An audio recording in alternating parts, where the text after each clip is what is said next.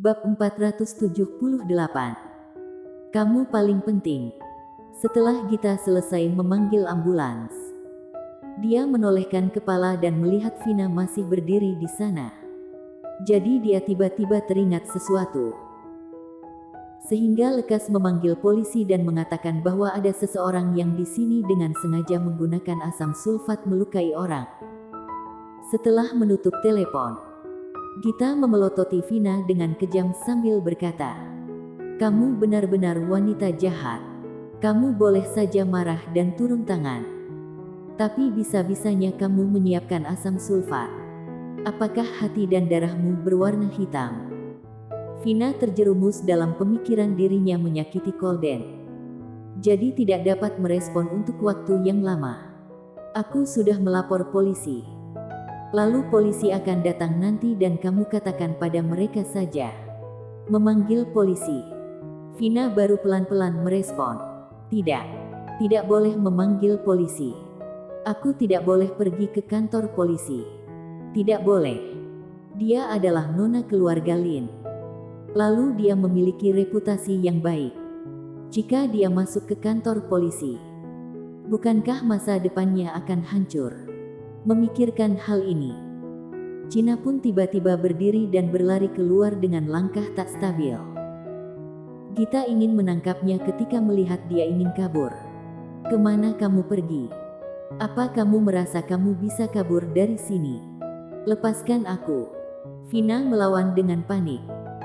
Saat ini hal yang bisa dia pikirkan adalah tidak boleh ditangkap oleh polisi. Dia tidak boleh malu. Jadi dalam hatinya hanya ingin kabur.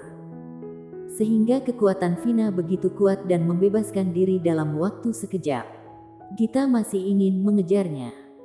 Tapi dia tiba-tiba terpikir sesuatu sehingga kembali lagi. "Audrey, Vina telah kabur.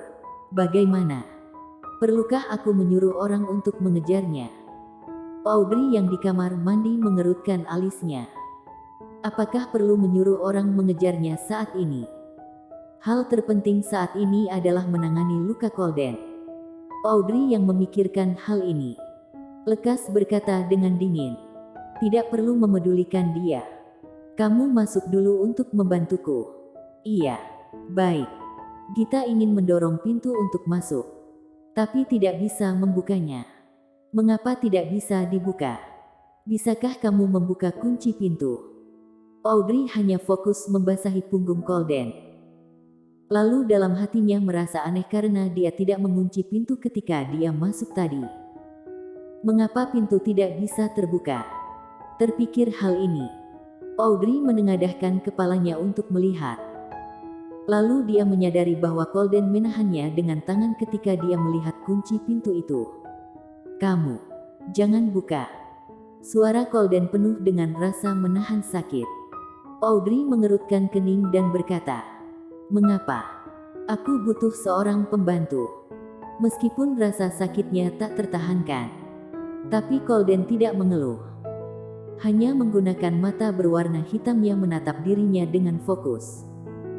"Apa kamu pikir aku akan membiarkan wanita lain melihat tampakku seperti ini selain kamu?" Audrey Han.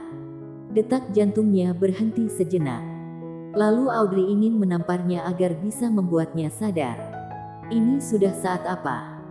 Bisa-bisanya kamu keberatan dengan hal ini. Hidupmu lebih penting atau nyawamu lebih penting?" Dia sangat marah sehingga matanya sedikit merah. Melihatnya seperti ini, Colden menahan rasa sakit di punggungnya. Lalu menatapnya dengan fokus dan bibir yang tipis itu terbuka sedikit. "Kamu lebih penting." Jantung Audrey terus berdebar. "Kamu." Bisa-bisanya orang ini mengatakan hal seperti itu di saat ini. Audrey sangat marah sehingga memelototinya. Colden merasa tatapan ini penuh dengan rasa menyalahkan. Jadi dia mencibir bibir pucatnya. "Untungnya aku sudah datang. Kalau tidak konsekuensinya akan menjadi parah jika barang ini ditumpahkan ke tubuhmu." "Audrey, bisakah kamu diam? Yang harus kamu khawatirkan sekarang adalah cederamu sendiri. Ada apa dengan orang ini? Jelas-jelas punggungnya terluka seperti ini." Tapi dia masih mengatakan hal-hal munafik ini pada dirinya. Sangat menyebalkan. Audrey tidak menanggapinya. Hanya pergi ke belakang untuk menyiramnya. Sedangkan Gita masih bertanya dari luar. Jadi dia hanya bisa menjawab, "Kamu tunggu aku di luar saja. Aku bisa sendiri. Nanti kita akan keluar setelah ambulans datang." Baiklah. Gita sangat mematuhi perkataan Audrey. Apa yang diperintahkan Audrey, maka dia akan berbuat seperti itu. Jadi dia lekas turun untuk menunggu ambulans. Hanya ada suara air mengalir di kamar mandi. Bahkan napas keduanya tertutup oleh suara air. Audrey hanya bisa berdiri di belakang Colden untuk menyiram punggungnya. Dia pun tidak ada cara lain. Hanya bisa melakukan hal ini sebelum ambulans datang. Hatinya sangat kacau.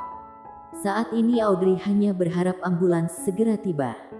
Sedangkan Colden tidak mengatakan sepatah kata pun meskipun terluka parah. Ini membuat hatinya tidak bisa tahan lagi. Akhirnya Audrey mendengar klakson ambulans dan suara itu terdengar merdu saat itu. Apakah ambulans sudah datang? Audrey menengadahkan kepalanya dan ada rasa senang di matanya. Colden yang tidak berbicara tiba-tiba bertanya, "Apakah kamu takut?" Audrey melihat ke belakang kepalanya. "Apa?" Dia berbalik badan untuk melihatnya dan ekspresi Audrey langsung berubah. "Kamu cepat berbalik badan. Biar aku bisa menyiram punggungmu." Ekspresi Colden menjadi jelek. Bibirnya sedikit pucat. Lalu dahinya penuh dengan keringat. Sehingga menunjukkan betapa sakitnya luka ini. Melihatnya seperti ini, Audrey lebih bersedia melihat lukanya. Dia tidak mengatakan apa-apa. Hanya menatap dirinya dengan tenang. "Apakah kamu takut aku akan mati?" Detak jantung Audrey berhenti sejenak. Lalu berjalan ke belakangnya untuk terus menyiram punggungnya sambil berkata dengan marah, "Kamu jangan omong kosong lagi. Sulit bagimu mati karena luka-luka ini. Tampaknya kamu tidak takut." Colden tertawa. Audrey mengerutkan keningnya dengan waspada. "Apa maksudmu?" "Tidak apa-apa." Tidak lama tandu ambulans langsung menuju depan pintu kamar mandi. Sedangkan Audrey lekas membuka pintu setelah mendengar suara itu. Kemudian membawa Colden keluar untuk melakukan pertolongan pertama. Setelah melakukan pertolongan pertama, Colden masuk ke dalam ambulans. Sedangkan Audrey tidak tega meninggalkan dia begitu saja karena dia sudah terluka parah. Jadi dia ikut dengannya masuk ke ambulans. Setelah masuk ke ambulans, tangan Colden telah memegangnya dengan erat. Dalam perjalanan itu, Colden memegangnya dengan erat ketika Audrey ingin menarik tangannya. Jadi dia tidak ada kesempatan untuk menarik tangannya kembali. Dia sudah terluka seperti ini. Jadi dari mana dia ada begitu banyak tenaga? Apalagi lukanya begitu parah. Tapi dia masih mengeluarkan begitu banyak tenaga. Bagaimana jika luka itu semakin parah? Hati Audrey melunak ketika memikirkan tampak dia membantu dirinya menghalang tanpa memikirkan keselamatan diri sendiri. Sudahlah. Biarkan dia pegang saja jika dia ingin. Lagi pula, dia tidak akan kehilangan sepotong daging. Jadi Audrey berhenti melawan dan menyerahkan tangan kecilnya padanya dengan lembut. Colden memegang tangan yang lembut itu seperti tak ada tulang. Selembut permen kapas. Ini pertama kalinya dia merasa dalam hatinya puas selama bertahun-tahun ini. Meskipun luka di punggungnya sangat parah, tapi ada wanita ini menemaninya. Dia mencibir bibir pucatnya dan Colden terlihat sangat senang. "Kamu sudah terluka sangat parah. Untuk apa kamu senang?" Perawat itu tidak bisa menahan diri untuk bertanya setelah melihat senyum anehnya. Audrey lekas melihat ke arah Colden ketika mendengar ini. Tetapi dia hanya berekspresi dingin dan tak ada ekspresi apapun. Bersambung.